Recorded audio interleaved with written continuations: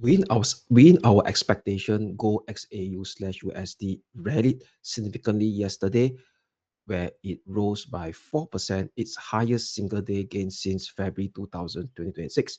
In line, the US dollar tumbled to a 3-month low, where the US dollar index broke below the key 200-day moving average amid this significant news flow, where the US Treasury Department announced that they will increase their long-dated US Treasury bonds buyback program per operation from US $2 billion to $4 billion, indicating a potential US dollar debasement narrative coming back into the global markets, where market participants view it as a panic by the US Treasury Secretary to elevate the rising US longer term Treasury bond yield, where at the start of this week, the 30-year US Treasury bond yield rose to a 19-year high at 5.33%, given the fact that right now the Republicans are facing a rather fragile US midterm election campaign. Rising geopolitical risk premium in the Middle East continues to remain intact in the forefront after yesterday's news flow indicating that UAE, one of the US allies in the Gulf states, has indicated that it will cut ties with Iran after Iran launched a targeted attack on UAE, indicating that US-Iran interim peace deal is not on the near-term horizon, which means that the Strait of Hormuz could remains virtually shut in the near term, causing oil prices to trade firmly at the $85 US dollar per barrel for West Texas crude oil and Brent crude at the US dollar $90 per barrel. With that increase in US Treasury bond purchases, that causes a liquidity a reprieve on the global stock market, where the major US stock indices rebounded as expected. Very good morning to all, and welcome back to today's Daily Dose of Market Insights. I'm Kelvin here. So before we kickstart today's Daily Dose, today will be the Thursday, the 20th of August. Let's have a quick look at the disclaimer first. Leverage trading carries a high degree of risk and may not be suitable for everyone. Losses can exceed deposits. This presentation is for general information purposes and is not investment advice. Past information is not representative of future results. All right.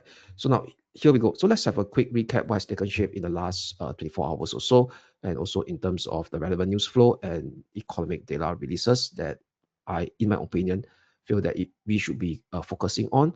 And as well as today, we will cover, as usual, selected intraday technical setup on asset classes that I personally have an opinion will have a bigger movement potentially from a volatility perspective on the intraday basis. Then we'll wrap it up with key data and events to look out for today's trading session. All right, so let me share my screen. Right. So let's start with yesterday's big news. So yesterday big news was the announcement by the U.S. Treasury Department, where the U.S. Treasury Secretary Bissett announced that they will increase the buyback longer-term U.S. Treasury bond over here. So the U.S. Treasury Department is increasing the size of the liquidity support buyback operations for securities dated 10 to 30 years. So that is the longer-term tenure of the U.S. Treasury market, fixed income market. So they will increase the per operation purchase for this 10-year to 30-year from 2 billion per operation to 4 billion per operation. All right. So that actually drove the US dollar to a weakest level in 3 months and pushed the year on the 30-year bond lower. However, the impact of the longer term borrowing cost remains to be seen. So it seems to market participants that the US Treasury Secretary is getting a bit panicky, given the fact that we know that US midterm election is coming and the Republicans are rather fragile in terms of against the Democrat because of certain social issue that doesn't gel well with them, especially with this ongoing US-Iran, we call it conflict, that push up the cost of living in the US, where majority of the US citizen doesn't agree with Trump of having this offensive campaign with Iran. And with the longer term US Treasury yield heading up towards what 20-year high, that also implies a higher cost of borrowing for US corporation and US citizens, especially longer term US Treasury yield is being tied to mortgage rates. All right, over here. So with that, it seems to us that market participants view this as a panicky action by the US Treasury, hoping to elevate this, we call it a push up in longer term Treasury yield, buying a bit of time, so hoping to buy voters sway towards the Republican side of the camp ahead of this year midterm US election. They're going to take shape in November. All right, so that created a US dollar debasement narrative back into the picture. So that causes the US dollar index to crater over here. So if you look at the US dollar index, all right, let me very quickly share with the chart of the US dollar index. So right now it's at a very key inflection level again. All right, okay. So this is a US dollar index. So previously we warned that it's hovering at the 200-day moving average since 30th of July, I mean, since the start of this month in August. So thereafter, it traded sideways for about 3 weeks before yesterday's plummeted down to the breakdown of the key 200-day moving average after failure to have a proper bullish breakout from 100.54 slash 100.10, which was previously the major range top since 29th of May 2025. Bullish breakout previously due to hopes of a much more, put it away, that inflation fighting hawkish rhetoric coming out from the new Fed chair Kelvin. Initially, he portrayed that during his first FOMC meeting in June, but however, in the second meeting in July, he seems to be not giving any forward guidance in his inflation fighting rhetoric follow through, and that causes the Federal Reserve rate hikes, hawkish pricings to be reduced in the last 2 to 3 weeks, and that created the US dollar index on the downside.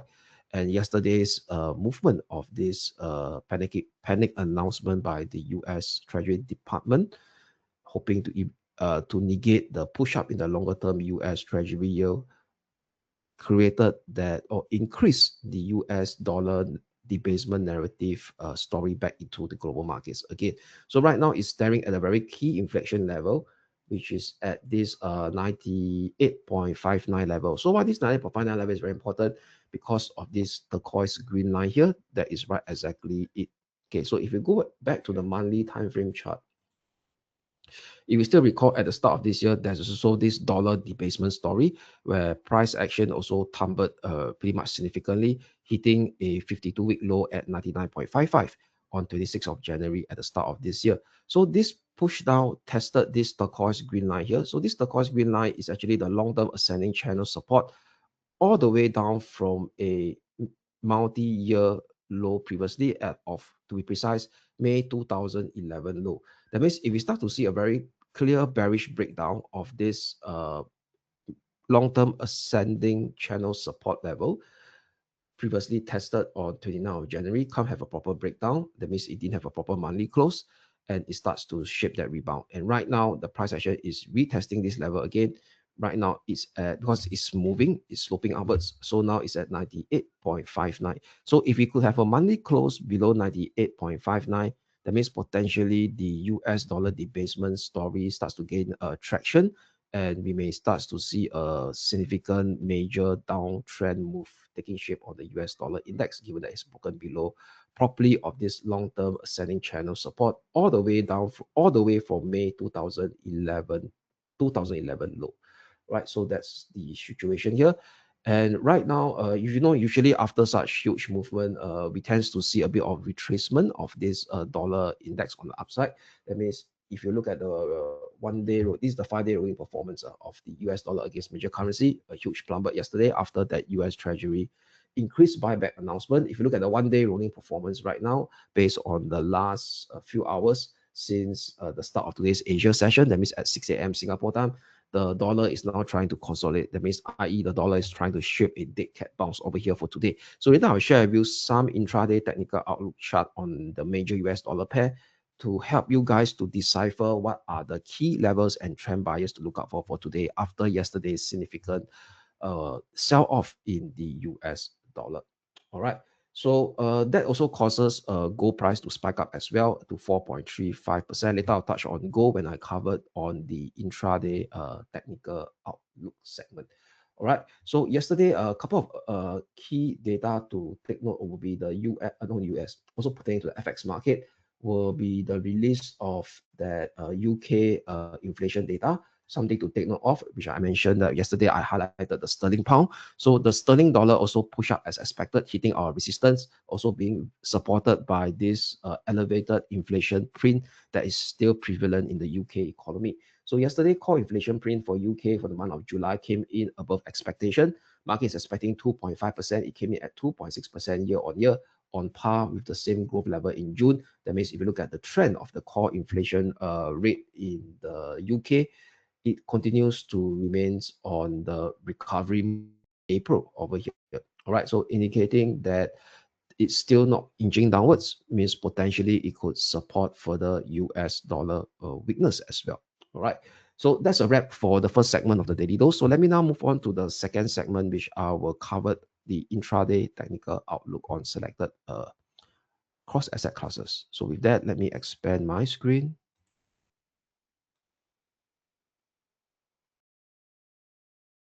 All right, so let's start with the FX market. So let's go back to the FX charts over here.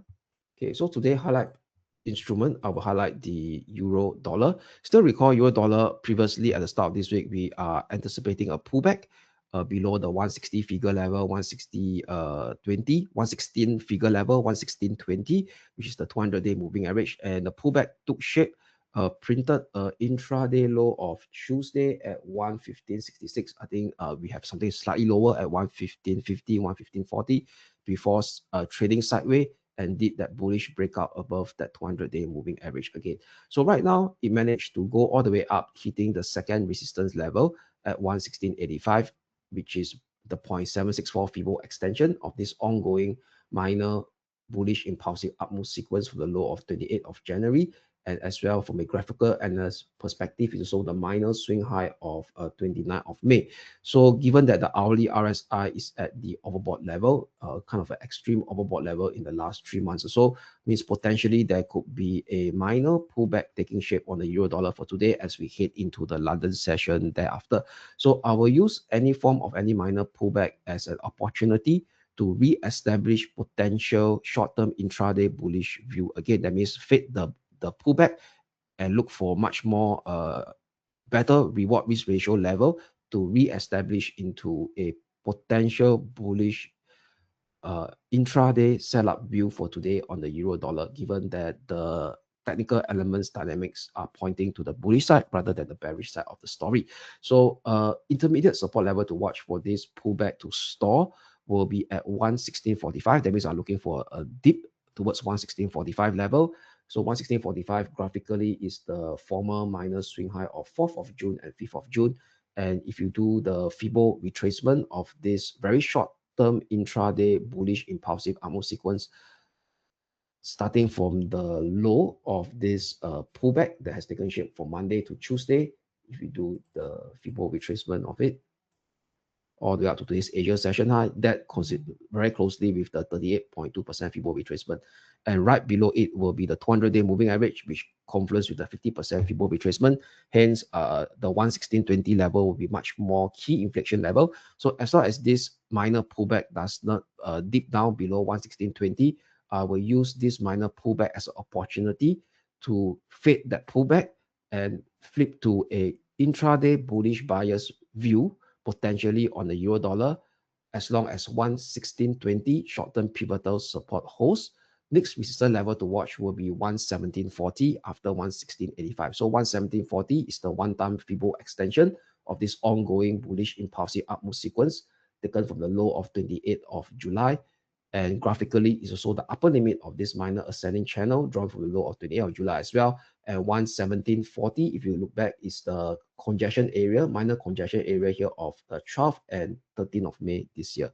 However, if price action starts to pull back much deeper below 116.20, today's direct bullish bias will be invalidated to see a choppy minor corrective downward drift to retest the lower limit of this minor ascending channel, and as well as this Monday /Tuesday minor corrective pullback low at 115.70. Only breaking below 115.70 will trigger a deeper minor corrective pullback to retrace all the way down towards the 20-day moving average, conferencing with the next intermediate support zone at 115.17, 115 figure level. So that's for the euro dollar technical outlook. Next FX pair I want to highlight will be the very interesting dollar yen over here. So the dollar yen, we know that in the last 4 months or so, it has been trading in a very interesting movement. Previously, it sold off due to that joint intervention between US and Japan on 31st of July. Then thereafter, market participants doesn't believe that this intervention will have a meaningful impact and started to see a upward drift of it. So this upward drift all the way up to the former major ascending trend line resistance now turns into a former major ascending trend line support drawn from the low of 22nd of April turns into a pullback resistance where it teased above this level, and that bearish reaction took shape exactly at the very closely with the downward sloping 20-day moving average at around the 160 figure level. So with that, we now see the prices plummet all the way down to test the 200-day moving average again before doing some form of stabilization. And what we could see over here is that there is a bullish divergence that has been formed on the hourly RSI, indicating that there could be a rebound back to retest 159.15, 159.50 for today. So having a mild bullish bias for a dead cat bounce on the dollar yen, using 147.95 as my short-term pivotal support level for this dead cat bounce to take shape towards 159.15, maximum 159.50. All right, so 159.15, 159.50. So one price action hit this zone of 159.15, 159.50, I'll be on lookout for any signs of bearish elements re-emerging on the dollar yen to flip my bias back towards the bears again, as this whatever bounce, I still view it as a dead cat bounce rather than the start of a meaningful medium-term bullish reversal or bullish impulsive upward sequence on the dollar yen. However, if price action don't move up as intended to fulfill that dead cat bounce trajectory, and instead from here it plunges below 157.95, then I will deem it as a breakdown of the key 200-day moving average, and that would constitute me to flip my bias back towards the bears again for a direct push down towards 157.30. Then thereafter, the minor swing low area of 3rd of August at 156.32 respectively, potentially. So that's for the dollar yen. Now let's have an update on the global stock indices over here. So the global stock indices today, I want to highlight the Hong Kong 33 over here. So the Hong Kong 33 squeezed up as expected, now teasing the 200-day moving average and now testing the medium-term descending trend line resistance drawn from its 52-week high previously printed on 29 January 2026 high over here, and that is a level about 25,790. Let me put it right in, 25,790.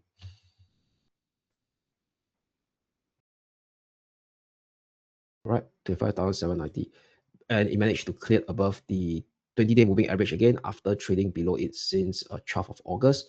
And what we could see is the hourly RSI continues to be supported by a parallel ascending trend line support drawn from the low of 14th of August. So indicating that some form of bullish momentum still remains intact on the short term. First support level to watch will be at 25,559 over here. So I don't want to keep it a very tight pivotal support at 25,559 unless we have an hourly bullish breakout above 25,790, then I will have a tightened short-term pivotal support level at 25,559.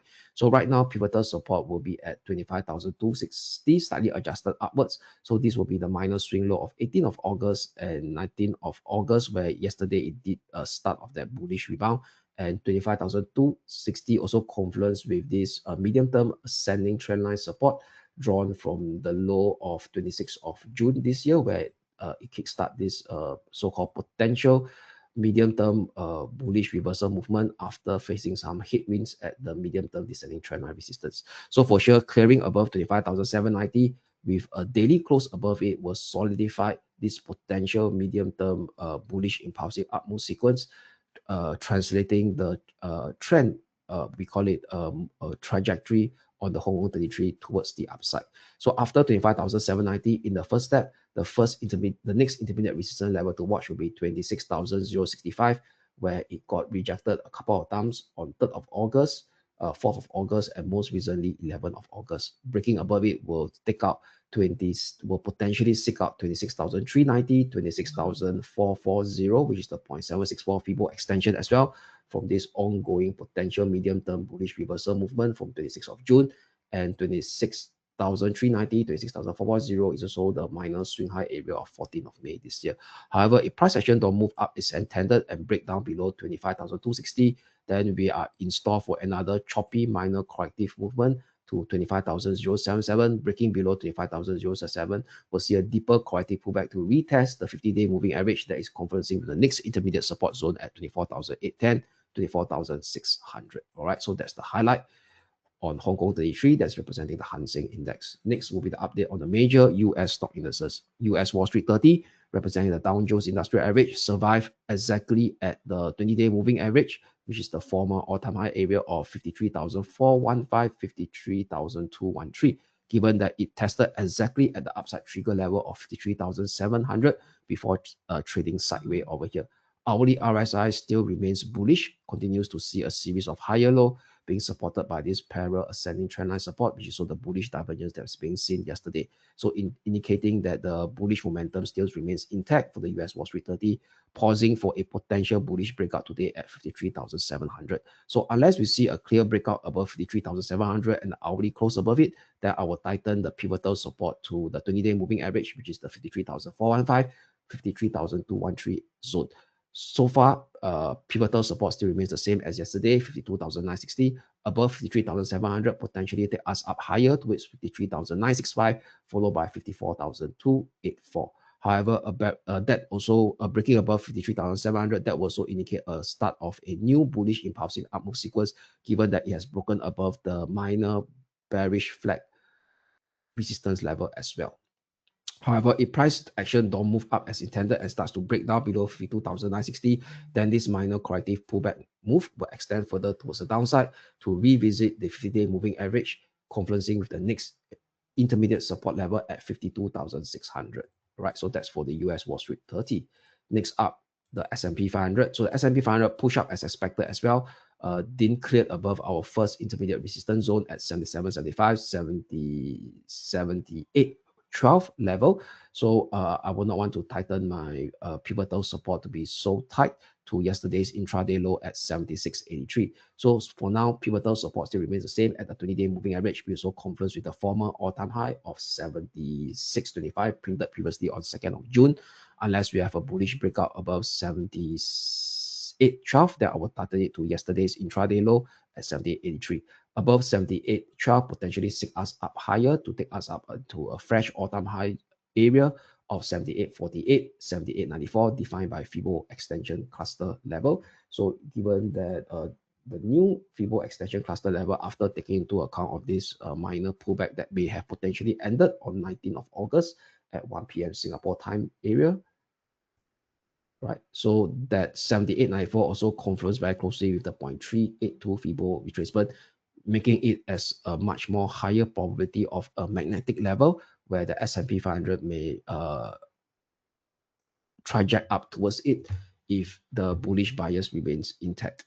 However, a price action breakdown below 76.25 that would invalidate the bullish bias move to see a deeper minor corrective pullback to test or to expose the next intermediate support level at 75.38, which confluences with the rising 50-day moving average. Lastly, will be the Nasdaq 100. So Nasdaq 100 rally as expected after a tease at the pivot at the 50-day moving average, but can't break above our first resistance zone of 29,725, 29,920. Hourly RSI continues to shape a series of higher low above this ascending trendline support level, and also the bullish divergence that has been formed on 19th of August, allowing us to indicate that the potential recovery move still remains intact after that sell-off that has taken shape from 17th of August all the way down to the low of Wednesday Asia session. So potentially this potential sell-off may have ended, all right, previously from the start of this Monday.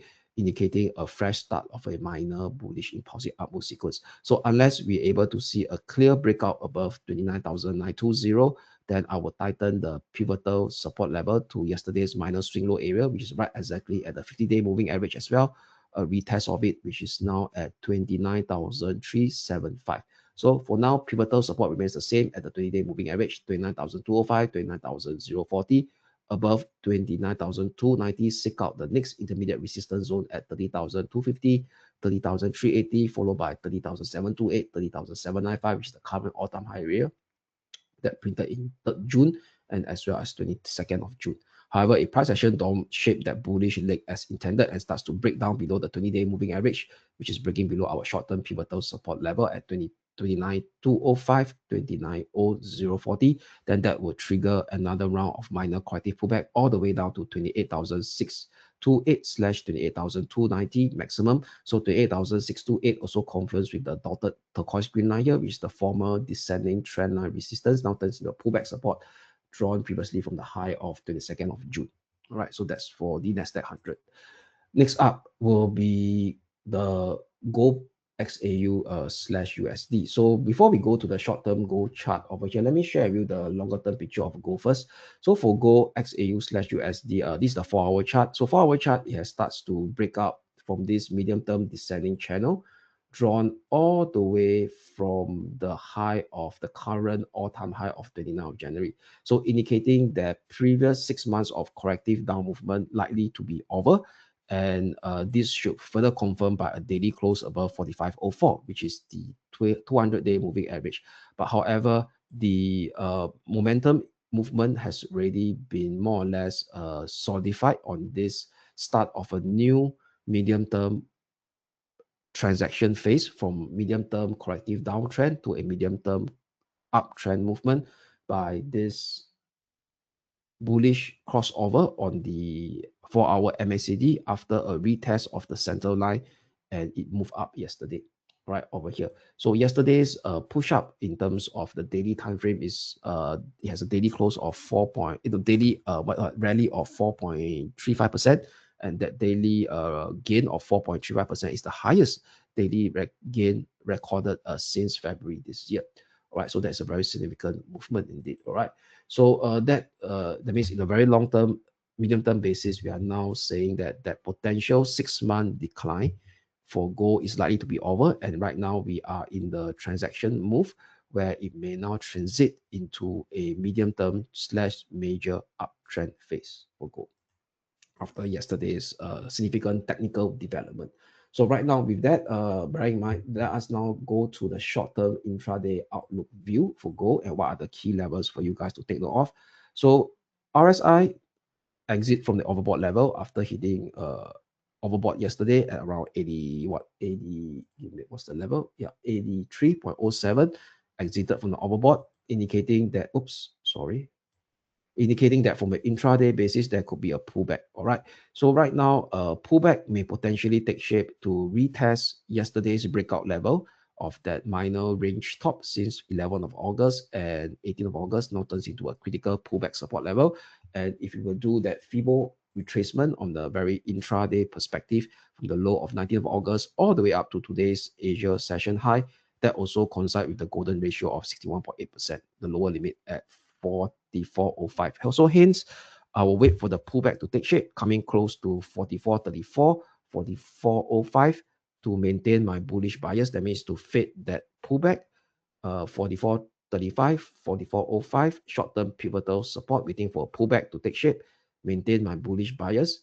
Above 45.04, potentially take us up higher towards 45.80 next and 46.40, which is graphically a bunch of Fibo extension level and graphically the minor swing high area of 29th of May, 25th of May, and the former minor congestion area of 13th of May. However, if price action after testing 44.34, 45.05 didn't shape that intended bullish reversal from it and starts to do a direct breakdown, that would invalidate that yesterday bullish breakout move is a failure bullish breakout, and we may see a choppy downward drift again back towards the previous minor swing low support area at 43.20. All right, 43.20. Breaking below 43.20 will see a maximum downward drift to retest the rising 20-day moving average, confluencing with the next intermediate support level at 42.30. All right, so that's for gold, XAU/USD.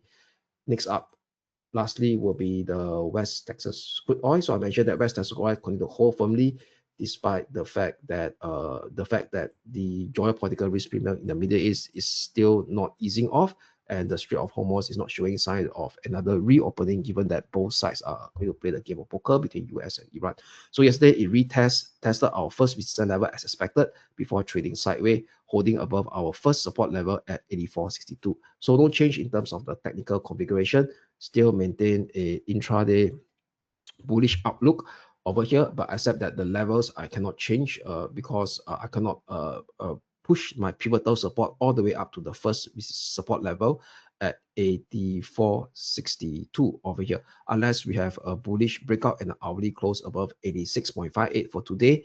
Then I will push the pivotal support 82.96 to 84.62. All right, so for now pivotal support remains the same, 82.96, which is the 20-day moving average. Maintain our bullish bias view for a potential break above 86.58. After 86.5 in first step, may take us up higher towards 89.27.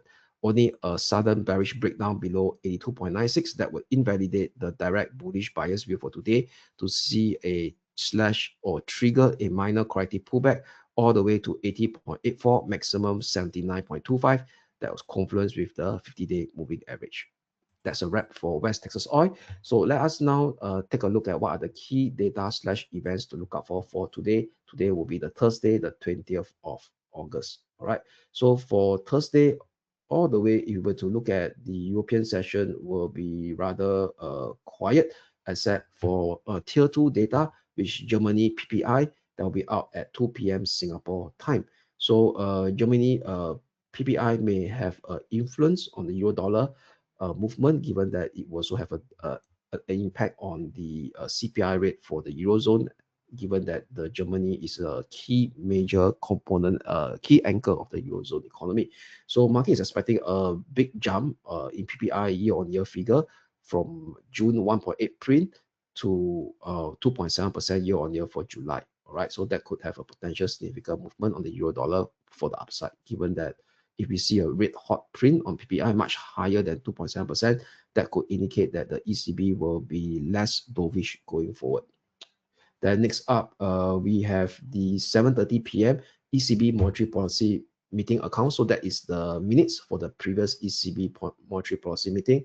So market participants will be scrutinizing the debate among ECB officials over here. So that will be at 7:30 p.m. Singapore time. So that could also potentially influence the euro dollar and the euro crosses. And as we head into the US session, some tier 2 US labor market data that is quite volatile because that is being released on a weekly basis. So weekly initial jobless claim will be out at 8:30 p.m. Singapore time. And that could influence the major US dollar pair and the major US stock indices. And at 10 p.m., we have a conference board leading index for July. So market is expecting a slight recovery to 0.1% month-on-month from negative 0.2% in the previous print of June. So that will be at 10 p.m. Singapore time. So that's a wrap for the economic data. So for earnings, something to take note of, especially on the Dow Jones Industrial Average, which is the US Wall Street 30 CFD. We have one of the key component stock in the Dow Jones Industrial Average reporting their earnings before the start of the US session today, Walmart, all right, so which is a major retailer. So yesterday, Target reported a rosy number that saw its stock price rallied significantly during the US session yesterday. So market participants will be scrutinizing the guidance and the report earnings numbers of Walmart, and more importantly, Walmart also have a direct influence on the US Wall Street 30 CFD movement, given that Walmart is one of the key component stock of the Dow Jones Industrial Average. So Walmart will report its earnings today before the start of the US session, right? Not after, before the start. So that is Singapore time between 6 p.m. and 8 p.m. Singapore time. All right, so that's a wrap for today's Daily Dose of Market Insights. I'm Kelvin here, signing off. Wish you guys a great day ahead, and we shall speak again tomorrow. Thank you.